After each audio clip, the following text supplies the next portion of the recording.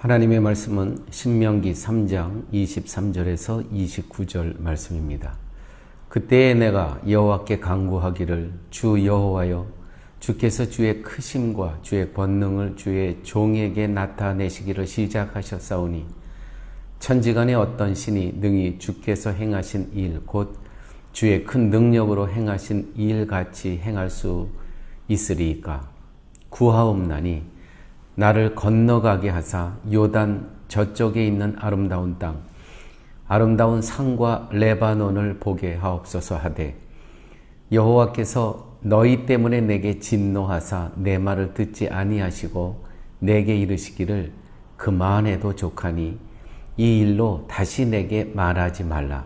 너는 비스가 산 꼭대기에 올라가서 눈을 들어 동서남북을 바라고 내 눈으로 그 땅을 바라보라. 너는 이 요단을 건너지 못할 것임이니라.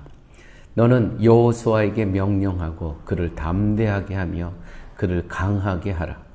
그는 이 백성을 거느리고 건너가서 내가 볼 땅을 그들이 기업으로 얻게 하리라 하셨느니라. 그때 우리가 벳부올 맞은편 골짜기에 거주하였느니라. 아멘. 모세는 이스라엘 백성들과 함께 요단강을 건너서 젖과 꿀이 흐르는 가나안 땅에 들어가기를 간절히 원했습니다. 그래서 오늘의 기도도 구하옵나니 나를 건너가게 하사 요단 저쪽에 있는 아름다운 땅, 아름다운 산과 레바논을 보게 하옵소서. 이렇게 기도를 했습니다. 간절한 마음으로 이 요단강을 건너서 가나안 땅에 들어가기를 원했습니다. 그러나 하나님께서는 그만해도 족하니 이 일로 다시 내게 말하지 말라. 여기까지 충분하다. 너는 이 요단을 건너지 못할 것임이니라. 이렇게 말씀합니다. 모세는 일찍이 민수기 20장 12절에 이스라엘을 가나안 땅으로 인도하여 들어갈 수 없을 것이라는 하나님의 선언을 받습니다. 오늘의 모세의 기도는 인생의 목적이었던 가나안 땅에 들어가서 인생을 마감하고 싶은 그 마음이 빼곡히 담아 있습니다. 하나님, 제가 그래도 이 이집트에서 이 백성을 인도하고 홍해를 건너고 광야 40년을 지나고 여기까지 왔는데 하나님, 이 요단강을 건너 저 땅, 가나안 땅, 젖과 꿀이 흐르는 땅에 들어가게 하여 주시옵소서. 이 마음이 왜 이해가 안 가겠습니까? 그런 마음이 간절했습니다. 그러나 하나님은 26절에 오늘 보면 그만해도 족하니 이 일로 다시 내게 말하지 말라.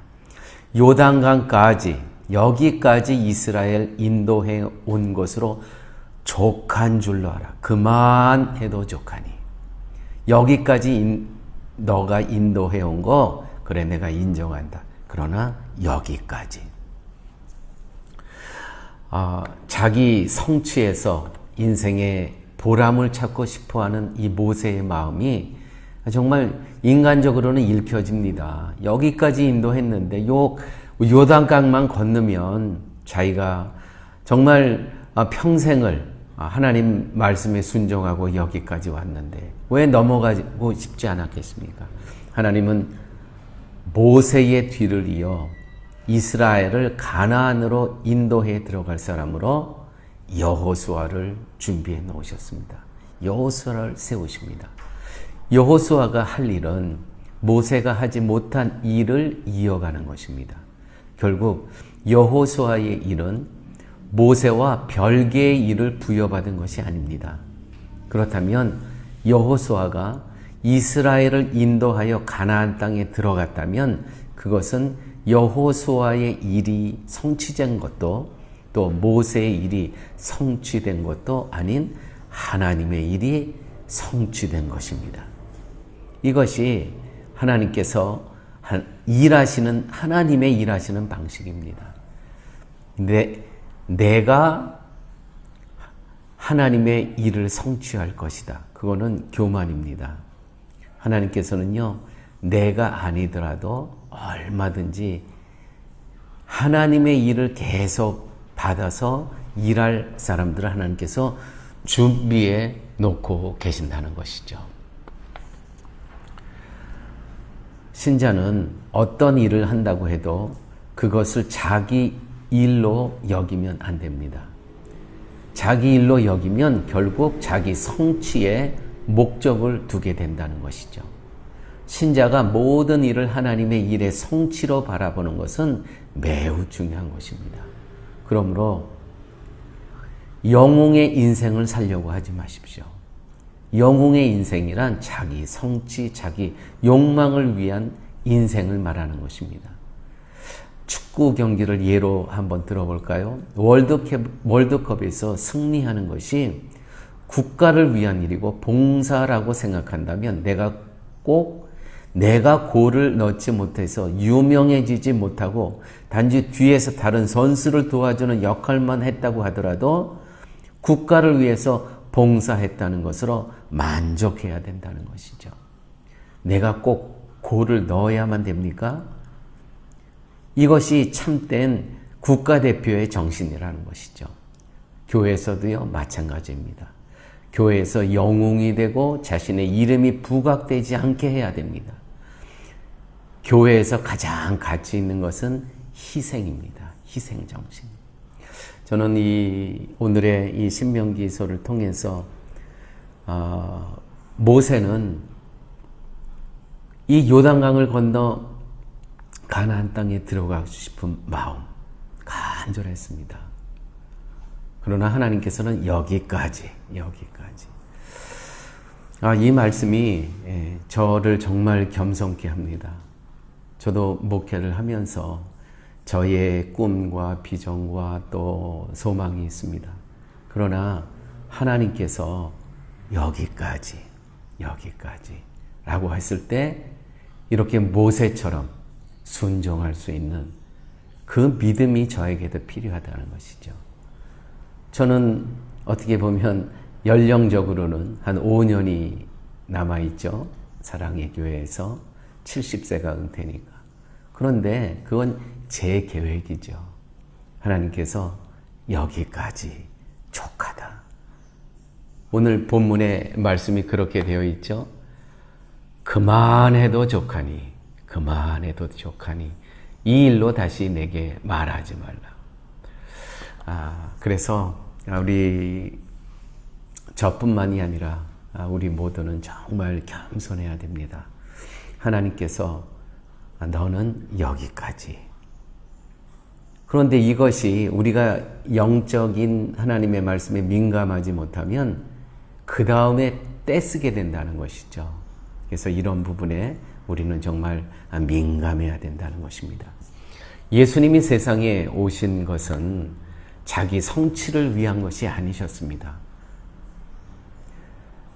이스라엘 백성들이 기다리던 메시아는 영웅이 아니라 자기들의 적, 믿고 따르고 순종할 만한 가치 있는 예수가 아니었습니다.